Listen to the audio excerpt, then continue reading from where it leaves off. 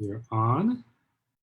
Hello, hello, and let me click record here. All right. Let me monitor the chat. Give me a second.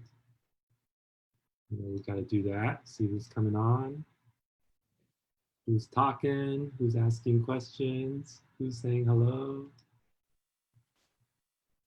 Okay, we're in. Awesome. All right. Welcome, everybody. I'm super excited today. Happy Thursday to you all. Welcome to Wisdom Club Live, as we do every day, Monday through Friday. I'm so excited to welcome back Cathy Trinh. And she's got some exciting announcements and news. And I'd like to talk a little bit more about that and kind of get into her journey on that. And it's going to be super exciting. Thank you all for joining in. Hi, Clara. Nice to see you. If you guys can hear me, please put the word journey for me. And that way I know that you can hear me. If you're watching on live, thank you for joining us live. If you're watching on the replay, if you could just comment for me the word blue so that I know you are coming on as a replay. So one of the reasons I wanted to have Cathy on here is because she is, for the first time, a published author. And there's always with these kind of big milestones for people, that there's always a path, and everybody's path is different. And it's such a big deal for people because, publishing a book really cements your legacy as far as putting your heart and your word out there and your story out there for people to read for the rest of eternity. Is the way I look at it. And someday I would love to write a book myself, and I want to learn as much as I can from Cathy, and hopefully you guys can learn from it as well. Hello, Tom, welcome. And so without any further ado, I have Cathy here. I'd like for her to give a little bit of background for those who are jumping on and have not do not know who she is and what she does. She can do a quick introduction for you. So go ahead, Cathy. Leo, thank you so much for having me on. I am so excited to share, all the great things that are going on in my life, and especially, obviously, we're talking about the book as well.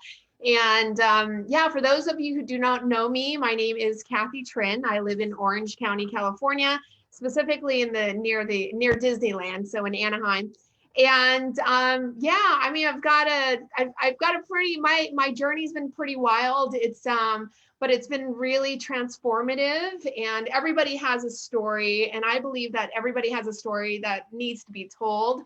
Essentially a long time ago, I decided that I wanted to write a book, and I wrote it down as a dream goal of mine. And I have been able to accomplish that goal. It definitely is a huge milestone for me as well. And I've been wanting to get my story out there because I feel like I have personally healed.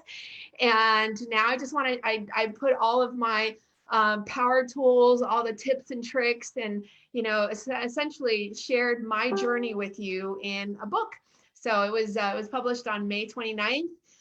It's out on Amazon right now. So, definitely, you feel free, as I am sharing, as we have questions here, feel free to ask me any questions that you have about my, my story. And I'm really excited to be here today, Leo. Thank you. Yeah, thank you. Thank you for taking your time. I really appreciate you and your genuineness always. And so, first and foremost, I do want to get into the book stuff for sure.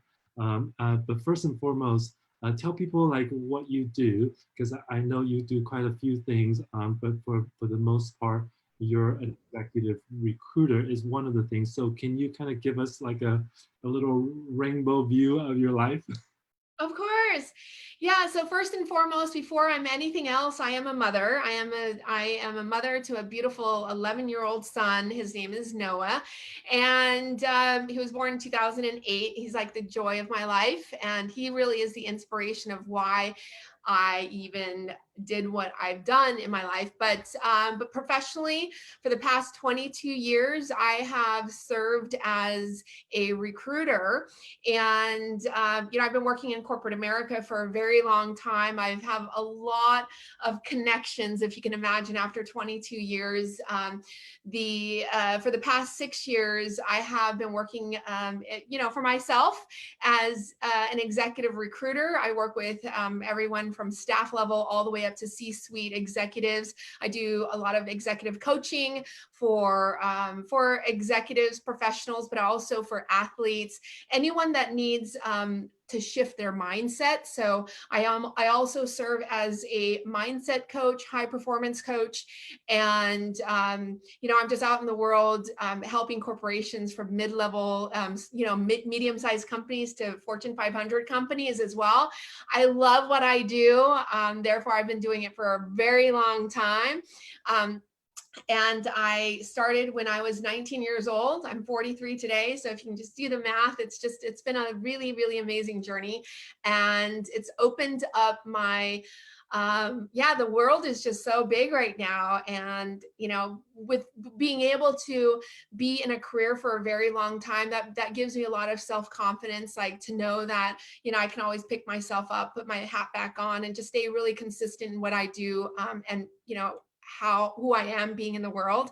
So that's what I do professionally. I do on the side as well. My side hustle is I am a coach. I'm a life coach to, clients out there. And if they want to improve their lives in the areas of health, fitness, wellness, finances, and relationship. I'm also, sometimes I have to put my relationship hat on as well. So I help people with relationships, and then also to accomplish their dream goals, which are also known as passion goals. As you can see, that I'm very passionate with my life just overall. So that's what I do for a living. And I love it very much. Well, definitely, for any human being, there's always a lot to do. I know that, there's a lot of busyness between your personal clients as well as the recruiting that you do on, which is your own business as well. And so, there's very few people nowadays that can really say that they stayed in a career, in a not necessarily a job, but a position that they service for 22 years, and so that's something to be really, really proud of, because I think nowadays we're becoming more and more ADD, and so we like bounce from one profession to another. Now I want to start this and I want to start that. And you really never get like a really deep grasp of your craft. Traditionally doctors were practiced for like 30 years, 40 years to be like really, really good at their particular part of medicine, a particular part of surgery, or particular body part that they are helping people with.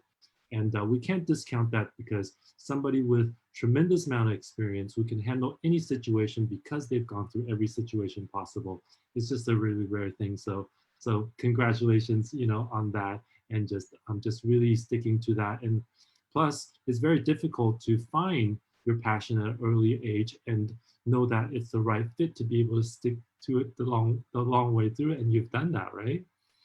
I have, but with like anything, as I'm out there, I do have to say that I work with a lot of different industries. So I'm on the phone with executives from a variety of industries, like from real estate, construction, multifamily, commercial projects as well. So I'm constantly talking about like growth within various different industries.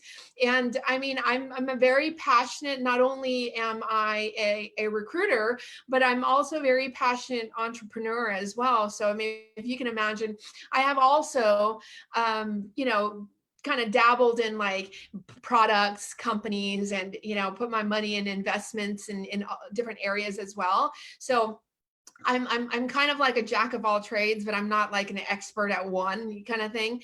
And we hear that all the time, but I am very, very passionate about helping people. So not only do I, am I out there generating revenue for myself, but I'm helping the community a lot. So I talk to, I go give talks to churches, support groups, people that have addiction as well. So part of my book talks a lot about, addiction and how to overcome, and being really able to get to a place of overcoming loss and regret, because a lot of people, especially, just living in today's society, we're always trying to improve ourselves, and we do make mistakes. And I would say, like, I have made a lot of mistakes that I'm not very proud of. But finally, when I started writing the book, as you will probably feel too, it's a very healing, very cathartic feeling when you feel accomplished and you're able to share your story out there into the public. So I've gotten some really great feedback on it so far as well. So Yeah. Anytime you can, you have opportunity, and even if it's a daily basis, whether you write a journal or whatever, you put out, from your brain, your body, and you put it on paper, on something, like you're really like looking at a reflection, of your life and experience. And you can't do that if you keep it all in your head, right? And so I think that's a really, really a special experience that people should experience when they, kind of delve into like, hey, I want to write a book, but knowing that this is a outcoming, of all that you are. And so I think people who don't write a lot don't necessarily experience that so much, and so they don't get to reflect on themselves, in which I'm always pushing myself to do more and more, as much time as I can, just sit down for 15 minutes and just put down whatever is in my head. And it helps clear it, and it helps for us to go forward. We talked a little bit about that last time, but this time though, regarding your book, take us on a journey of the journey. I think it's such a fitting title, because we're all on a journey, and I think there's really no other better way to describe that. So give us a little bit of background, like when did you start thinking about like, hey, maybe I want to write a book? Was it always a lifelong dream? And then when did you kind of start being really serious about it, and how did you put the pieces together? Because there's business side of it as far as publishing, editing, and the whole more logistical process, but then there's a mental, physical, and kind of a spiritual process too. I want to lean more toward the spiritual process, the emotional part a little bit, but I think it helps the other people to like know also some of the little mechanical challenges that you might have to overcome, and how kind of you did that as well. oh my gosh, yeah. So okay, so I've condensed my story down to about 5 minutes. So I think I can do a 5 minute share with, just to let you know kind of where I've been, what happened to me, and then where I am today, and who I strive to be on a daily basis, right? And like you hit it, that nail, right? It's like, it's writing down, journaling, but I had such a really tough challenge in order to even want to open up a book and just start writing. Like, nobody opens up a book and go, oh, let me just write down my life's goals. These are the things that I want to do. Or like, I want to meet Oprah. Like, who writes that stuff down? Like, why do we have such big dreams and goals, right? I had to do a lot of self reflection in what happened to my life. And so with my journey, so I'm a refugee immigrant from Vietnam, and 1975 was when the troops withdrew from Vietnam, and I was born in 1977. So even looking up the year 1977, it's actually a big year. That's when Apple got incorporated that year. Okay. Star Wars released their very first movie that year. It's a pretty big year. Reggie Jackson hit the 3 home runs to win against the Yankees. So that's a pretty big year. And I wouldn't have known that had I not done my homework about my life. So 77, our family, my teenage parents and I escaped escaped the war or escaped Vietnam, and it took about four attempts to get onto a little boat. And so we got onto a boat. 7 days later, we were lost out at sea.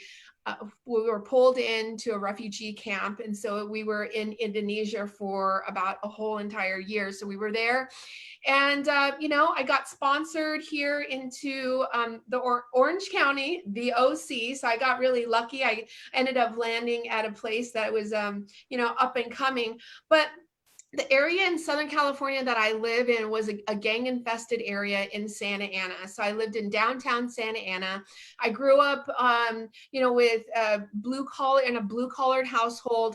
My dad drove a bus for many, many years. I'm the eldest of 3 girls, and I'm the only girl that was born in the wartime era. So I'm the only one that really has that story in my family. So by the time I grew up very relatively normal. By the time I was about 13 years old, there was a major knee injury during a basketball game that happened, and I was in a cast for 6 months. And when I was in a cast for 6 months, I started taking weight loss pills because I started gaining weight, and that was the only way I was able to cope with my food addiction. That I didn't know it was an addiction at the time, but I just knew that it made me feel different. So every time I would take a pill, I would suppress my hunger, just like every woman, right? We all want to keep our weight down, right?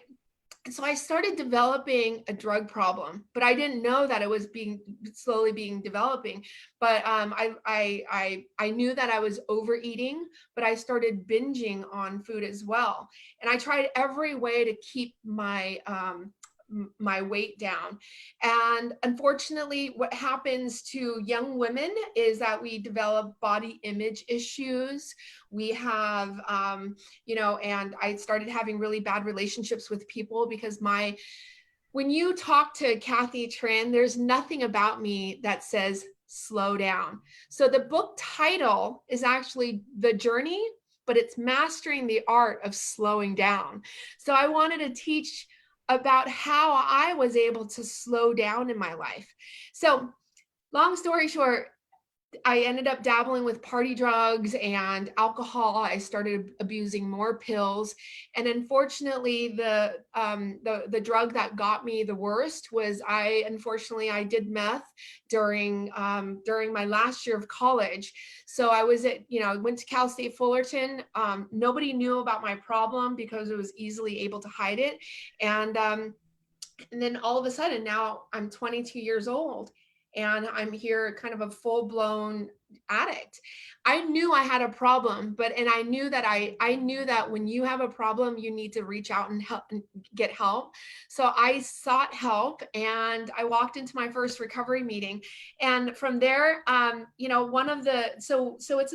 it's a step meeting. And during the step work that we do, we are supposed to be writing what we call an inventory list. So we write everything down that hurt us, right? We write down things that we were resentful towards, that we have anger issues with, we can't let go, we can't accept, nor can we forgive. So as we take our inventory, that's where I started healing. And it's kind of, it's part of the work that we do in the program. So as I wrote my inventory, I started taking other people's inventory too. I said, well, Leo's not being a nice person to me. Why? And I'm upset with Leo. And why am I upset with Leo? And so when I'm upset with someone else, I would say, well, what's my part in it? So I started doing a lot of work where I looked at my part in every single situation that had happened, whether it was schoolwork, if it was a relationship with my teachers, or if it was a relationship with my employer. I really took ownership. So for years and years and years, for over about 19 years, I have over 50 journals of stuff about my life. So when I had a problem with a candidate, when I had a problem with a client, I would write it down and I would look at my stuff. So that's when you take accountability that way, it levels you up and it gives you a lot of integrity with your word. And when you have integrity with your word and you when you say, you know what, I'm not going to drink anymore, and you can wake up the next day and you don't have to use that substance or mind altering substance, or I'm going to wake up and not be an angry lady anymore, you know, it's very intentional. So the life that I'm living into today is very intentional. I live with intention. And so yeah, I mean, I learned a lot about spirituality. You know, I grew up as a Buddhist, and along the way there's a lot of people that planted seeds, you know, talked about God a lot. Our program talks a lot about God, like in the in our big book, we call it, God is talked about 267 times during, you know, in the book. So I, you know, I mean, with that, spirituality was a huge thing in our program. We talk a lot about like spiritual awakenings. So I've had a lot of spiritual awakenings. I sought help. I knew that as a young girl, the only way that I can get help was if I reach out and ask for help. And it just started giving me a lot of really good habits. You know, there's certain routines that we have to do. Like I went to therapy, and then I spent thousands of dollars to go personal development programs. And you know, and so I walked on fire with Tony Robbins multiple times.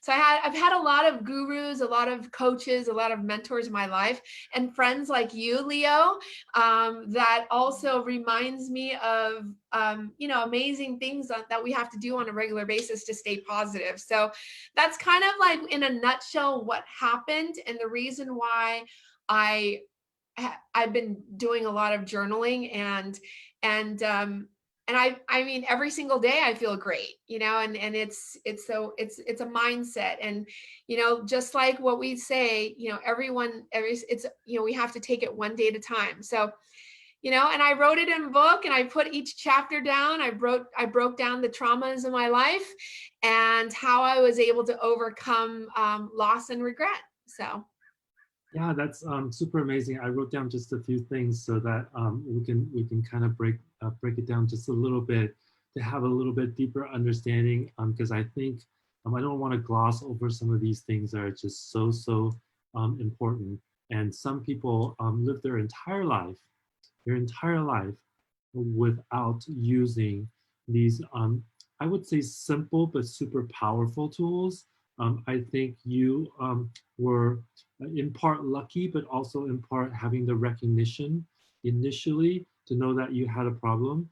And you know, you could have easily, there are many people who easily have not have recognized the problem or reach out for help or just continue to stay that way until, you know, it was too late, you know. And so congratulations, you know, on doing that. But I think it's super important, no matter if you have, I mean, we all have problems, right? Let's just face it. We have problems, you know, small ones, big ones, and that's just part of life. And one of my mentors will always say, you know, if you look at life and just expect that 50% of the time you're not going to feel that great, but 50% of the time you're going to feel super great. But if you took away that 50% that didn't feel good, you would not feel good the other 50% of the time because you didn't know the difference, right? And but if you knew, you woke up every day and knew that, hey, you didn't feel like getting going, you didn't feel like doing something or whatever, just know that that's that 50% of the time that, you know, you weren't, you know, too motivated. Well, you can go do your things anyways, and the other 50% will come, right? So if you have that expectation, like if somebody had told me, like when I was born and said, hey, you know, 50%, this is life. 50% sometimes it's going to be good, sometimes it's not going to be good.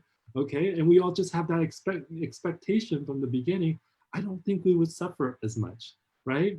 And so for you to have that recognition and knowing that, hey, you know, something is really wrong, I need to do something about it. But then I think the most important part is that you decided, and through the group, and also gave you like a little open door that, hey, you know, let's write these things down. But then you had your own foresight and you had your own intuition to say, well, if I got to write stuff down and I got to look at it, and now I'm seeing, you know, have to accept what I'm writing down because that is a reflection of me. It came out of me. Then what are other people writing?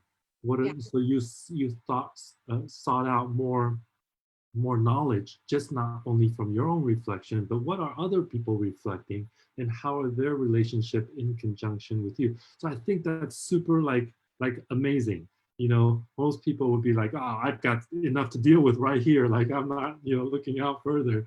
But then you kept going. And so I think that's a really one of the biggest things is that you were able to start that journey where there's acceptance of yourself because you had to look at the stuff you were writing down. But then you had also go beyond the acceptance to say, hey, what are the actions can I take? Whether it's asking somebody else how they feel, what they wrote down, do they like me, do they not like me, and why? And have that courage, right? The courage to like ask, the courage to like hear the answers. Because we live in so much fear that we don't even want to do that. Like, oh my God, you know, what if he says he didn't like me? Oh my God, you know. So that's one of the biggest part I want to highlight because I don't think it gets talked about enough. So your thoughts on that? Yeah, yes, I've done a lot of work, a lot of inside work. And see, one of the things that, and I'm not saying again, I'm not against it. I love it so much. But like, I tried therapy. I sat in counselor's office, but unfortunately, one of the things that I found when I sat with a therapist is that they don't practice self-disclosure. And what that means is that they're legally bounded to not be, they can't talk about their own life. So it's kind of like a one-way dialogue, right? Where you're just sitting there and then they keep writing stuff down and try to dig deeper with where you're at.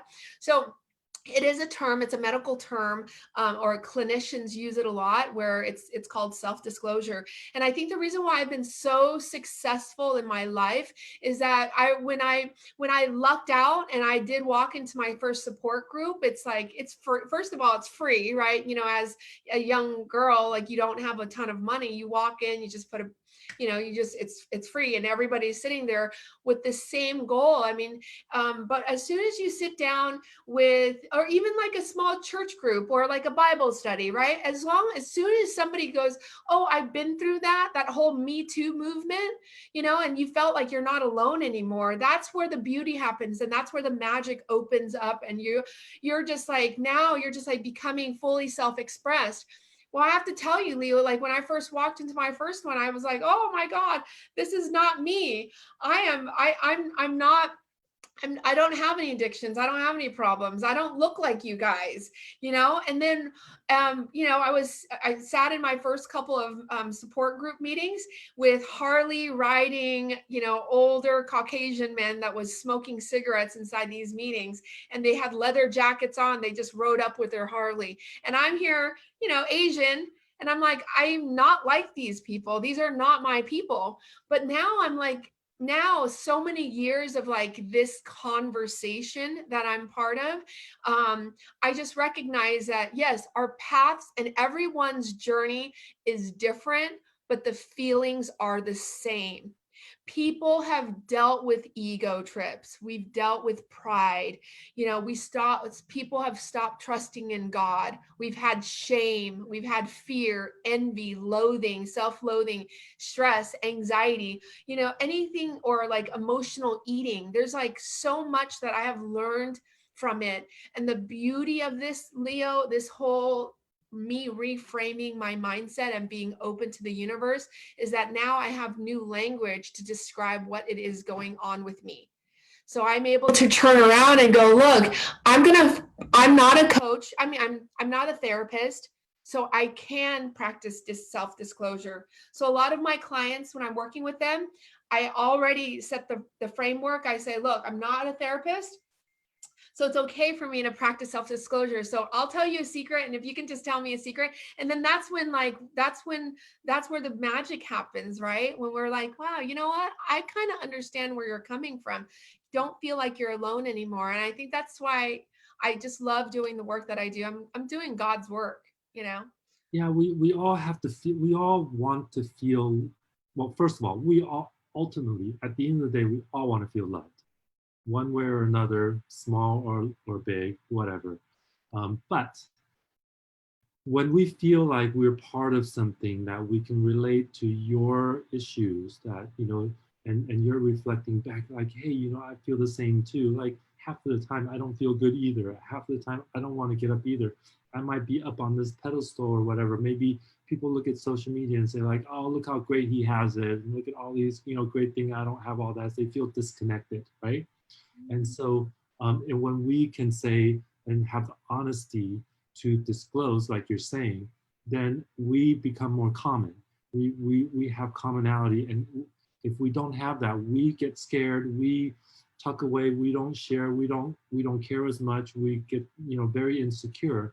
So that's just the way that our species are, because we're social species, and we're trying to in many ways kind of deny that, for the sake of like safety.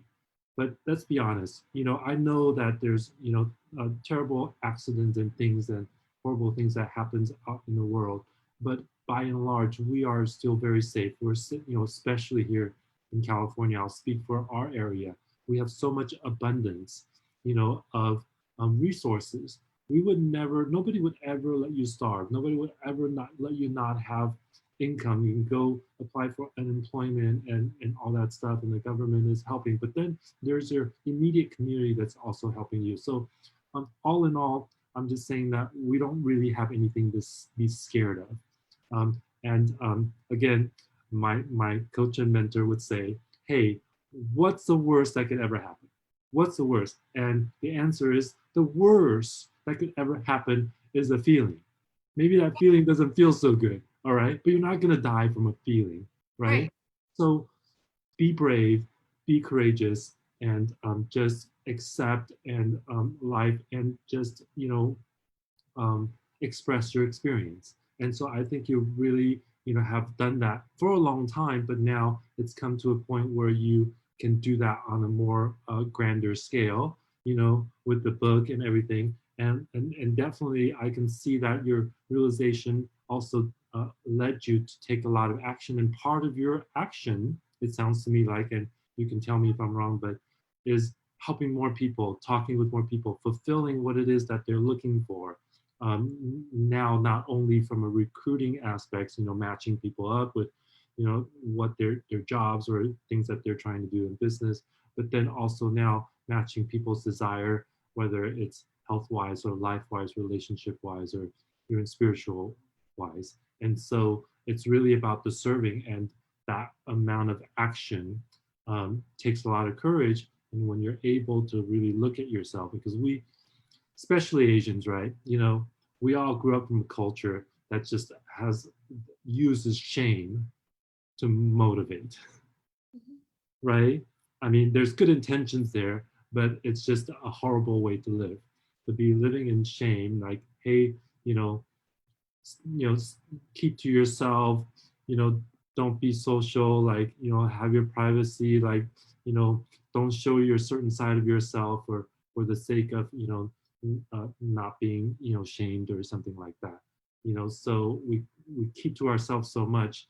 But I think now we're starting to open up more. Like, just look at our group, right? Our Asian Hustle Network group. Like, everybody is like all coming out, right? So Yeah. so I'm super proud. Like when I see that, like, oh my God, that's just so amazing. And so thank you for being a part of that, and a part of the coming out and the acceptance of whatever you are, whatever color you are, whatever background you are, because all that we care about, we do have to heal our past, but all that we care about in the end is, where are we going to, what do we want to do in the future? What do we want to do tomorrow, next hour, next couple of hours? How do I want to sleep? How do I want to think? How do I want to feel? What actions am I going to take tomorrow, next year, next 5 years, 10 years? Like you said, the intentionality of it. And so I'm super excited, for all of that. I love what you said about, hey, so many things are intentional. And we use that word intentional, but it's future future projecting and Yeah. future focused and future visionary type of thing. So you want to talk about that a little bit? Yeah, no, I mean, on it, like, yeah, I mean, I I appear, and I truly am a very positive person today. And the thing is that, you know, I being vulnerable is I grew up really confused, you know, like parents are, you know, because culturally parents are like, you know, you can't tell people about all these bad things or they're going to think bad about our family. And I like, you know, our Asian culture, right? And I ended up living a really inauthentic life. You know, like I could never say that I was not able to ask for help growing up. And obviously with that, you know, it forced me to keep a lot of secrets. And so in my book, I have a lot of secrets that I basically now came out of the closet to talk about, you know, and even when I first started going to like support groups, you know, my story wasn't messy. It was a very clean cut, like, you know, almost robotic. And then all of a sudden, I still was in pain and I was still suffering so much because I was suffering in silence. And a lot of people in our society, we suffer in silence because it's like you said, it's easy to hide behind social media, you know. And but you can actually I've said this before to other people. I'm like, a lot of times when people have negative, like bad experiences with social media, typically is not the social media that's the problem. It's the person behind the social media that's the problem. It's because they don't have a healthy relationship with the social media. But that's why, like today, I have a very, very great relationship with myself, and therefore the vibe that I put out in the world is only positivity, like a lot of positivity. But before I even got here, I had to I had to accept complete defeat, like meaning that I knew that I had to, you know, say that I am completely powerless over X. And X could be anything, guys. It could be food, it could be a relationship, a toxic relationship you can't go, you know, run away from. It could have been you know, like toxic family members that you can't get away from. And then it turns into really bad choices and behaviors. So, you know, just slowly I created better routines for myself. And you know, from prayer and meditation in the morning, like I would wake up now, like I've got a morning routine. I do practice a lot of law of attraction. Whatever you think of and whatever you focus on kind of tends to be the, you know, the path of the day. I encourage a lot of people. I know that when I get out of myself and I'm being of service, that's part of me. That's part of my life program to help and be serving others. And it just makes me feel better. I use my journal as a gratitude list most of the time. So I write down tons of things that I'm grateful for on a daily basis. And sometimes it could just be easy as getting out of bed early in the morning, but also practicing a lot of self-care practices turns into self-love. And then doing esteemable acts like helping out, you know, someone that needs to move without any complaints, right? So there's just a lot of ways to a lot of positive ways of being today, which we talk about the intentions. Because I can sit here right now and tell you 50 things that I used to be that were, I would call a character defect. You know, I would compare myself to other people a lot. That's a very negative trait, you know. So there's you know, lists and can go on for days about character defects, but then there's also a lot of positive things. And I'd rather choose to be, it's a choice. It's a choice to wake up in the morning and try to do it again. So yeah, I feel inspired, you know, more motivated today than I was ever before. Yesterday, I've learned a lot. Even the day before, I learned a lot. And I'm always a student of continuous learning and growth and development. You know, and sometimes when we think that we're unique and we can't, you know, we can't be like that other person, we aren't. We have the capability of learning the same things if we choose to focus on certain things. So yeah, I feel like human beings are extraordinary, and you know, it's just building blocks. I didn't just wake up like this. Yeah, no, could have fooled me, but you know what? I'm going to keep the good image. And to that, to be honest with you, I think that's another big, big secret. big secret is not the kind of secret like you hide away your shame, not that kind, but the big secret, and I hope it's not no longer a secret going forward. Like we should just talk this to death until like every single person in the world knows it. Is that there's so many people suffering. There's suffering like, oh, I don't have this, I don't have that, my family wasn't good, I didn't have a good upbringing, I don't have this, I want more money, I don't have enough money, and I'm worried about this, I'm worried about that. And just these like 4 seconds, I just spewed out a few things, right? But the way to happiness is the gratitude. The gratitude comes from looking around and being grateful for what you do have rather than looking at the stuff you don't have. So when you can take a look at the things that you do have, and it could be such simple things, it could be something about yourself. I have 10 fingers. I have hands. I can do things. I have beautiful skin. I have a great smile. Like those are the things that you own that nobody can take away. And if you can expand that to the things around you, I'm so grateful that I have this desk and the chair that I can sit on to do the work that I need to do. I'm so grateful we live in California and that the weather is so comfortable and soothing that we can go about and do our best work and live our best lives. So many people in the world are living in like harsh, snow environments where they have to just to go get a meal, they have to go through the snow and all that stuff. Or we can like click a few buttons and then like Grubhub comes. So the more grateful you are, the less you're worried about anything else that's going on in your life, because you have to appreciate the things you have, and instead of um, constantly feel like a lack.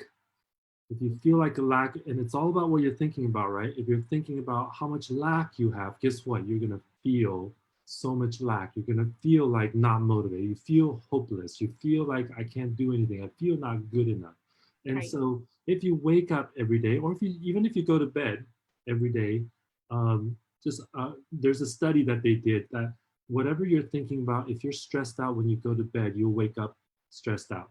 If you go to bed, peaceful and calm, you wake up peaceful and calm. And so I encourage people that are watching, like, hey, just think about a few things that you're grateful for, and feel at peace and accept. Or like you were saying, Cathy, say, write a few things to kind of get it out. And then you'll wake up on a fresh day feeling good and be able to start your day, well. One of the questions you asked me was, how do you maintain a healthy and balanced mindset? And that's one of those things, right? Because if you don't start out the day right, you're not going to end your day right. And if you don't end your day right, your next day is not going to start out right. So I was trying to, always set myself up, you know, for a good day, for success. And so thank you for bringing that up, because it's another like a really big thing. I think these few things that we talked about, like, hey, if you guys are watching out there, if there's nothing else you watched, right? This is the 40, I think this is the 46th interview I'm doing. I think I didn't put in the right number. I'll have to change that. If there's nothing else out of all these, I don't even know how many hours, but like 20 hours or more, 20 or 30 hours worth of interviews that I've done. If you guys didn't hear anything, hear this, right? The key to happiness is just for grateful for what you already have, not what you don't have. Mhm. Yeah. Oh, absolutely. And like the best advice that I can give to anybody out there right now, and I would, and it's funny because people are like, wow, you always talk about your story, but it's like, because a lot of us, we're so ashamed of what we've done in the past, like we've suppressed it. We can't even if I asked you today, like, what happened last year, the year before, you can't even really describe what happened, because maybe you had some shame behind it. But the biggest lesson that I've learned on my journey, and the best advice, is to never forget where you came from. Like, you never forget where you came from, and just remember that, like, life is truly, like, it embodies both joy and pain. And and all of our and recovery is not a destination. It is truly a journey. Like, I don't think that I'll ever feel fully recovered, because if I'm not dealing with, some addictive toxic patterns of something today, I'm going to be dealing with somebody else's illness or somebody else's financial problem or my own financial problem. So we're always going to have something. And but the good news is that we're not going to be the same as we were yesterday. We're always growing. We're always going to be stronger every single day, whether you don't believe it or not. There's always something to learn. So that's why I know that everything that I say from this point on, even at like 5:56, it's going to influence somebody else. So whatever directly comes out of my mouth is something that's going to affect my own life or my son's life or Leo's life or your life. So be really careful of what comes out of your mouth. And and I just always am very conscientious. If I say, I'm not worthy or I'm not lovable, that person doesn't love me, well, that's what you're going to believe. And unfortunately, it's going to take a lot of writing and diving deeper for you to know where you need to go based on where you've been. So just never forget where you came from. That's my biggest advice. Awesome. And no one could ever take away who you are. And we're all born lovable. We're all born lovable. Nobody is unlovable.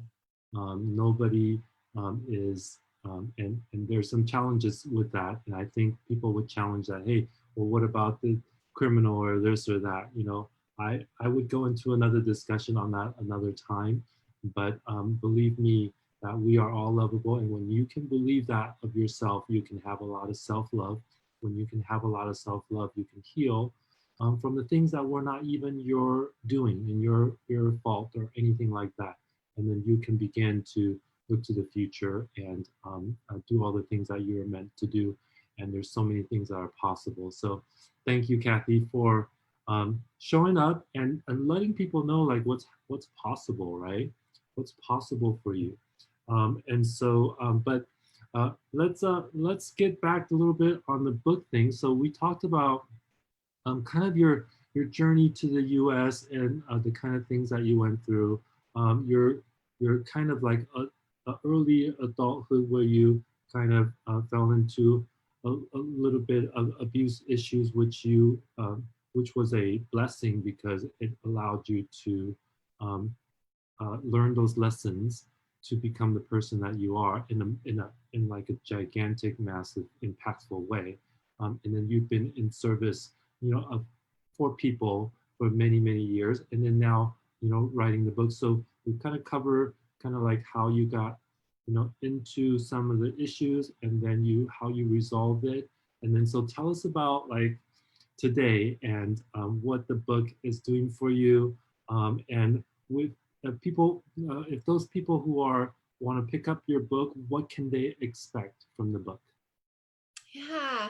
So again, guys, so the book is the journey, and it's about my journey. But again, the subtitle is Mastering the Art of Slowing Down into a Beautiful Existence. And all my life I've been in corporate America, and slowing down was not a thing. Working 60, 70 hours a week, I experienced corporate burnout. I really did. And I didn't take care of myself. I was eating unhealthy.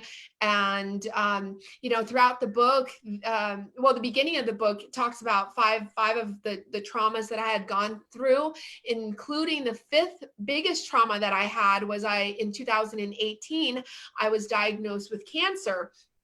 And it was at stage 2. Unfortunately, it did metastasize, so I didn't catch it in time for it to not grow into my lymph nodes. So it grew into my lymph nodes behind my carotid artery. And I really feel that if I caught or if I took care of myself even sooner than that, or if I paid attention to the aches and pains in my body, I could have gotten diagnosed maybe even sooner and gotten taken care of instead of having to go through surgery after surgery and doing radiation. So, one night, about 2 years ago, I was thumbing through LinkedIn and I ran across a post of a gal that she's a second degree connection to me, and she posted that her brother-in-law just passed away. He was 46 years old, and he passed away in his office, closed door, heart attack. And her post was more of a public service announcement saying that, if you guys just need to slow down in your life and make sure that I remember what she said. She says, don't die with unused vacation days. And so I was like, oh my gosh, that could probably be a great title for a book, but don't die with unused vacation days. Like, can you imagine all the people that are so proud that I just retired and I have over 600 unused vacation days? So basically what you're telling your family and your friends is that I never took vacation for the past 30 years that I've been working, and I've accrued this much vacation days. So again, her public service announcement really hit home to me, and it allowed me to write I thought that was the last chapter of the book, so I started writing that chapter of the book, and I said, you know what, if there's anything that I can share, is just make sure that you take care of yourself, take care of your family, go on vacation before you die without taking your vacation. And it just made for a really, really good foundation for the book. So I have the 7-day guide to slowing down. So every single day there's like certain practices that I share. There is a guide. There's going to be a workbook that's going to come out. It's a downloadable workbook that is going to be free as well on my website. And I've been told that my book is very powerful because I do use a lot of like my ancestral ties and all the gurus. I'm not going to take I'm not going to own any of the stuff that I've learned, because I have learned it somewhere. I've learned it from Gandhi. I learned it from Oprah, some of the wonderful mentors out there. Tony Robbins talks about taking massive action. And and so I basically broke it down, a modern day spiritual warrior, if I may. And so that's what to expect in the book. At the end, there is a twist. So I cannot wait for you guys to get to the end of the chapter, because the final chapter is really dedicated to what's going on in the world right now. It's dedicated to our COVID-19 era. And I wrote it in a way where I give back to our community by making sure that we take care of our children. Our children is the sign of the times right now. How the kids are, when we're struggling, with work and juggling everything, we always have to remember our children is so important, because they're going to be, our future. And if we don't take care of them, who will?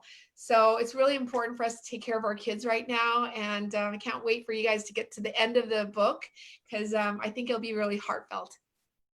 Yeah, children are our future, and we've been talking here and there a lot about the future. So definitely goes in line with kind of our overall philosophy on life, right? Not only future for ourselves, but futures for our kids, because when we're gone, that's who will still be here, is our kids and the younger generation, right? And so I think it was one of the big reasons I started this private Facebook group, the Wisdom Club, is just exactly what you said.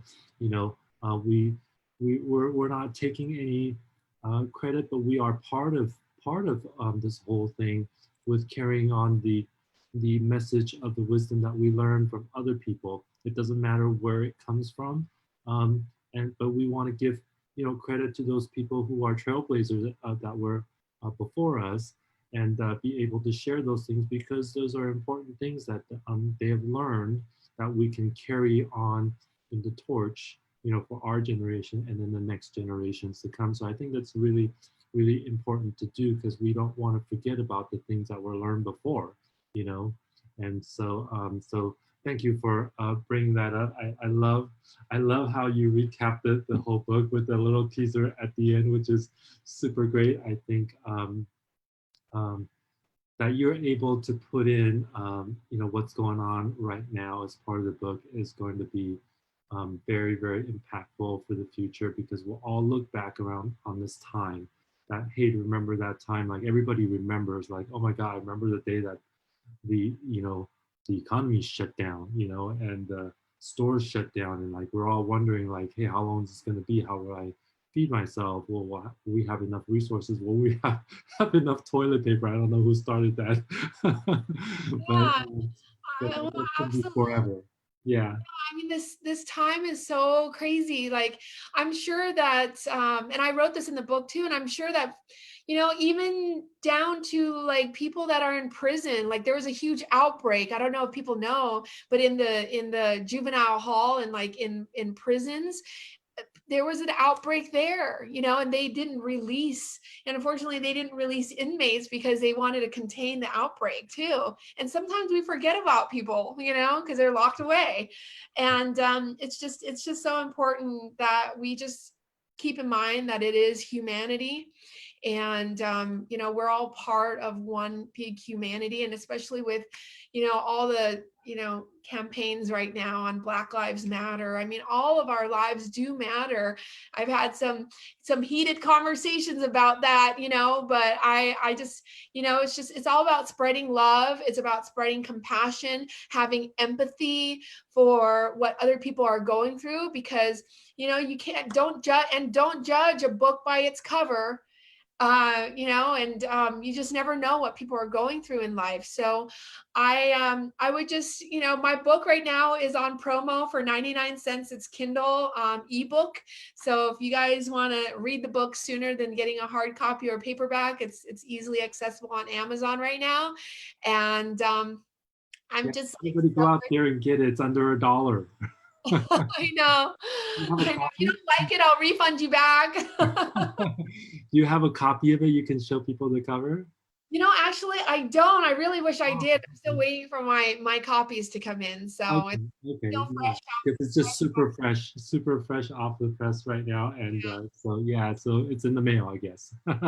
Yeah, it's hot off the press, but not at my desk yet. Yeah, yeah. So you asked me a couple of questions, and I answered one about the healthy and balanced mindset, and it's just overall just about taking care of yourself and love yourself, because if you don't take care of yourself, there's nothing you can give at the end. And so that's one thing I always do. I get up in the morning before 5 every morning, and I we have a morning call with a group of people. If you guys don't know, it's called the 5 a.m. Club, and thousands of entrepreneurs are on the call. And there's a person is designated to give a a message for the day, and then that will kind of get you woken up. And I right after that call, I do my yoga, I go on my hike, I start thinking about what I want to accomplish for my day, and then I begin my work at 8. And so that's kind of the biggest thing for me, is to start out my day taking care of myself, so that I know that whatever happens the rest of the day, that I'm taken care of. Yeah. Okay.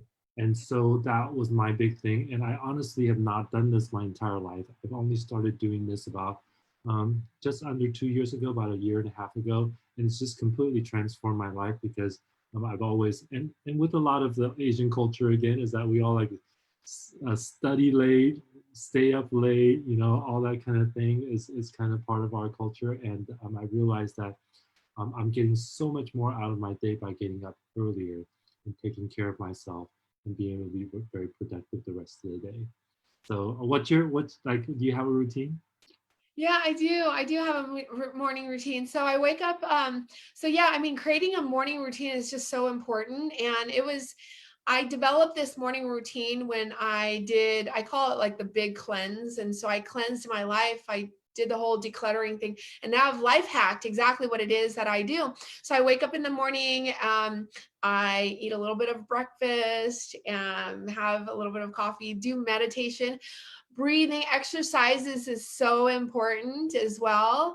And then I also find myself needing to have creative outlets as well, whether it's just moving, shifting things around in my home, or going back in the backyard and trimming some bushes or whatever. But that's a creative outlet, right? Or journaling. And I also use what I call morning pages. So I would journal at least 2 pages in the morning, and it's bullet journaling. I'm not writing in paragraphs anymore because I'm like, I put that aside. But bullet journaling is so important. Like whatever is in your mind, because it's still in your mind and it's rattling in your brain. So you just want to take that out, put it out there, and go, okay, I'll deal with you later. And then I also, throughout the day, I also take breaks from technology.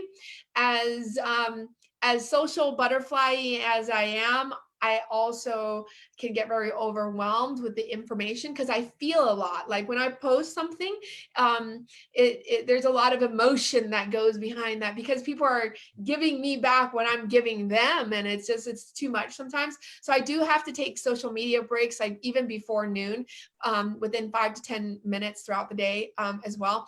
And yeah, so I have a diet of like positive emotions that I go through as well. So I just choose to be positive. I choose to be happy. I choose to be giving. I choose to be forgiving of people, places, and things, because I recognize that I cannot control everything. And yeah, so it's a diet of positive emotions, which is really important. And I do all of that like before 12. It sounds a lot, but it's really great. And then silent meditation is just so important too. So as chatty as I am, I go through spurts throughout the day where I don't say anything, and I don't watch TV. So we don't have cable, we don't watch TV. I feel like I'm in a cave, but everything that I need is within me. So Again, it's that like half and half, right? Like creativity and work or rest, and then productivity, that kind of thing. So that's super great. And then one other thing you asked me was, what is your top leadership trait? Is that really what you want to know? yeah. Okay. Um, you know, top leadership trait is just really, so I worked in corporate also, and I worked in IT for 15 years, and I've always had to lead a team to fix problems and things like that. And so one of my traits is that when everything's gone to hell, I'm the only calm voice, in the fire, let's just say. And so I kind of go into this mode where like, hey, it's not time to freak out. It's not time to be emotional. It's not time to worry about. It's sort of like, hey, if your son was in trouble, do you freak out, or you like take action to do whatever it takes, right? There's this moment of calm, like you're going through your mind, like what needs to happen? Let's do this, let's do that.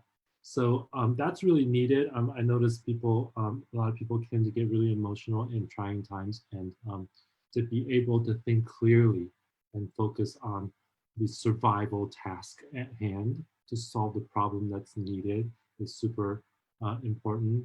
And then more recently, I've learned that in leadership, you have to pave a vision. You have to show people what's possible, and inspire them. Because without that, there is no leading. No one will follow. And that vision doesn't have to be your own. It could be a collective vision that you put out there. We're doing that here, showing people that, hey, video is not super scary, we're out there just, being on ourselves. I don't know how many people are out there watching, or how many people will be watching months or years or decades to come.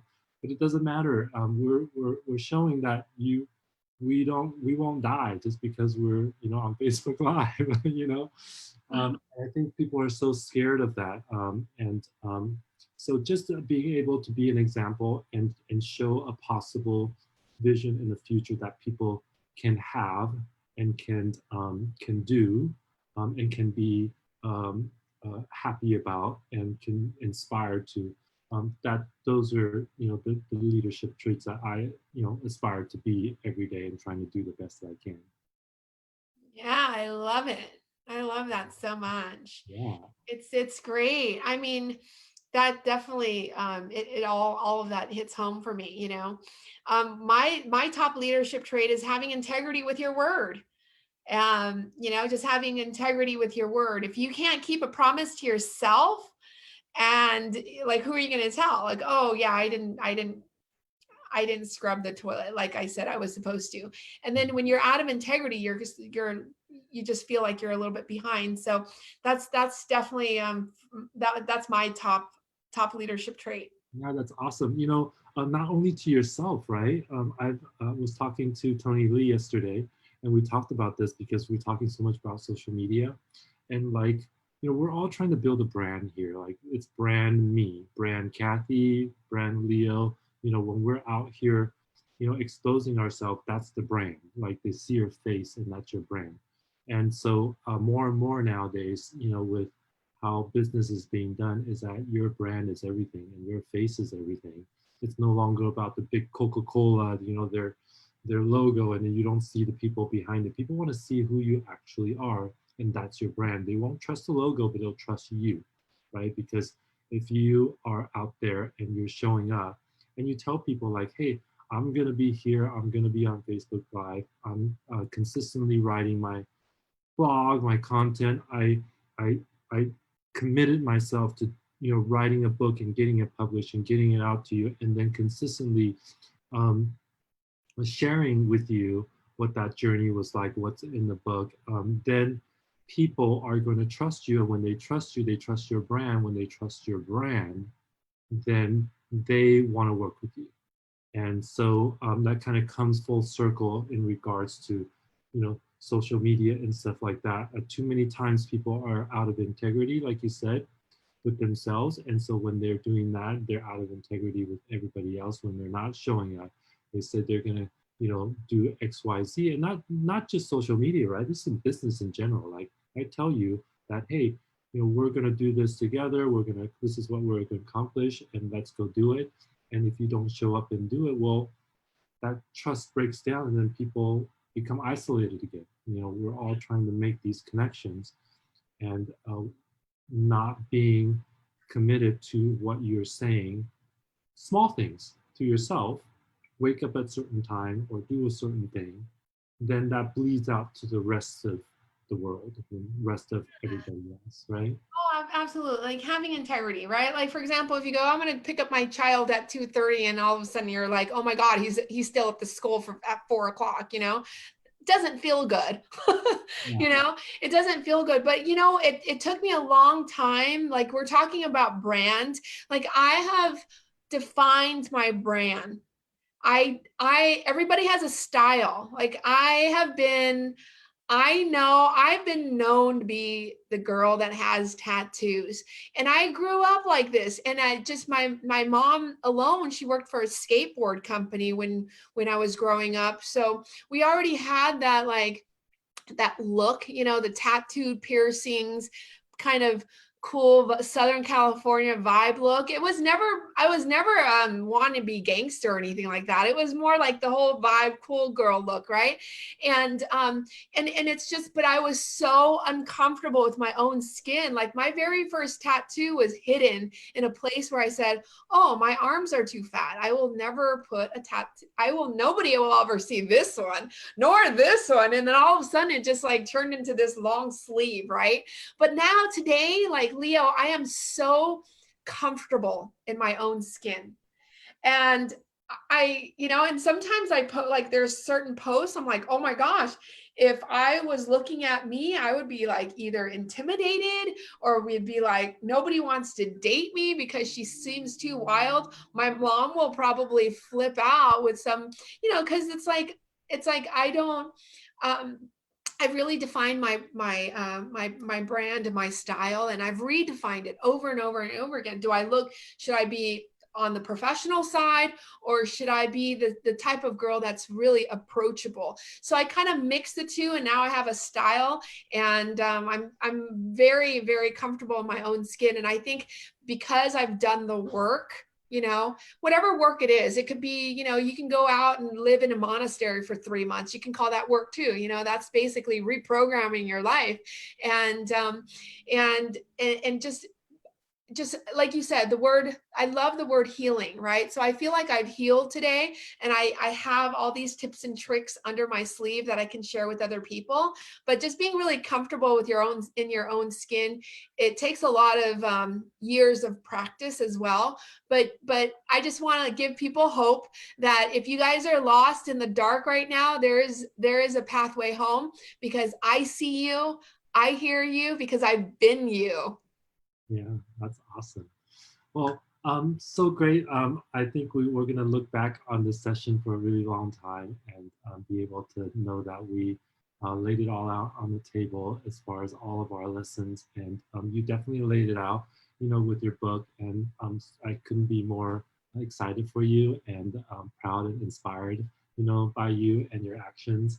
I want to kind of close this out a little bit, and I can't remember if it was the same quote that you used last time. I think it is, but then again, I'll just say that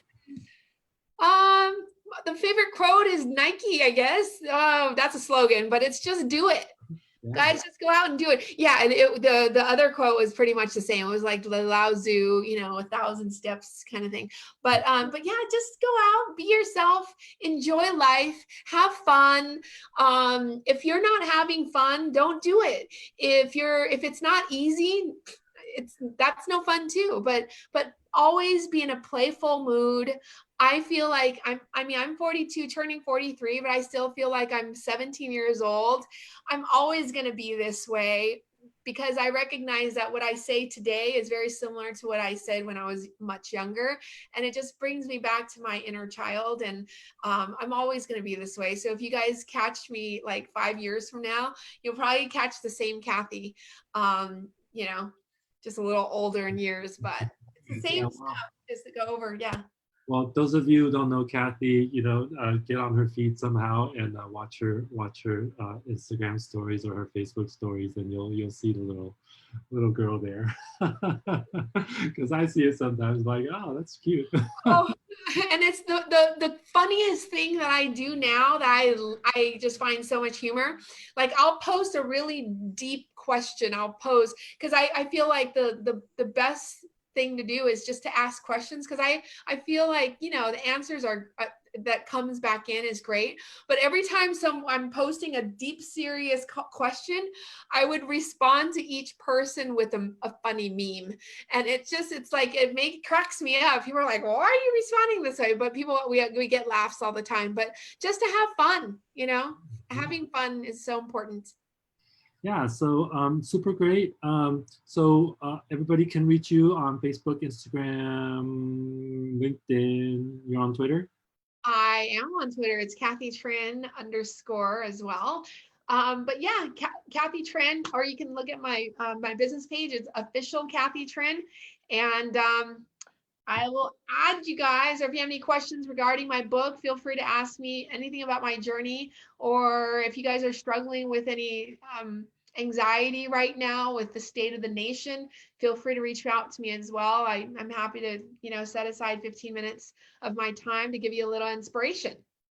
Yeah, so if you want some coaching, if you're going through some hard times, or if looking for a job or employment or anything like that, she can help you do the recruiting stuff too. If you got a business, we need to hire, which I know there's quite a few businesses right now that are thriving because of the COVID, and people are shifting, where business can be done. And if you got an online business, obviously you're really busy, and if you need help with recruiting and stuff like that. I'm sure Cathy can help you. And other than that, what's next for you? What now that the book is out, what do you got going on after this? Yeah, so my goal is to do virtual book tours and to have uh, courtesy like pop in on speaking engagements online since we're using Zoom right now. And I have a big community that is so excited to just get together and how to figure out how we can heal the rest of the world. So. Very cool. Very cool. Well, we're excited for that. A lot of great future things coming up ahead. So we'll end it there. Thank you everybody for watching. I can probably talk to Cathy another 3 hours, but I want to respect her time and we're all getting hungry, right? So thank you guys for tuning in, and those of you watching on the replay, I appreciate you. And again, this will be posted on the Wisdom Club Facebook group. I will also be uploading this onto my YouTube channel where all my interviews are, as well as this one and previous one with Cathy as well.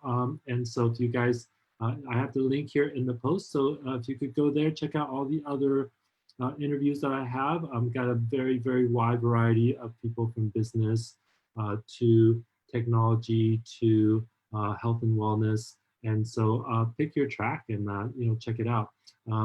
Thank you, Cathy, again. And I look forward to our next chat and kind of to catch up on what's going on next. Maybe a new book after that. Sounds good. Yeah. Sounds great. Thank you so much, Leah. I appreciate it. Thank you, Cathy. And so have a good night, everybody. That's all for us today. I will see you tomorrow with another guest, and I will talk to you later, and have a good night, everybody. Hey, good night, everyone. Thanks, Leo. Thanks.